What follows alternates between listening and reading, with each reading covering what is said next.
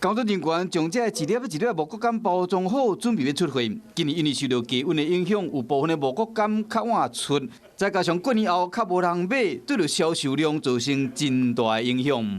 有些农民他们的通路上可能有一些受阻，或因为最近的疫情跟气候也不是说很理想，所以目前还是有些需要。咱的政府就是因为吼，咱会当来甲这农民吼，到销售一个安尼吼，互伊出去后的农民安尼，较紧吼，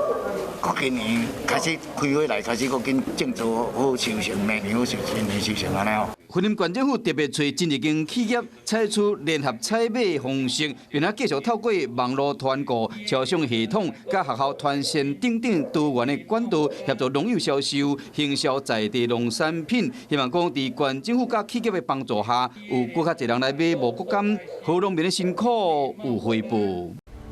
我是陈雅玲，想要跟我一起从零掌握天下事吗？赶紧按下华视新闻 YouTube 频道的订阅按钮，开启小铃铛，跟我一起探讨公共议题，给您最专业的华视新闻。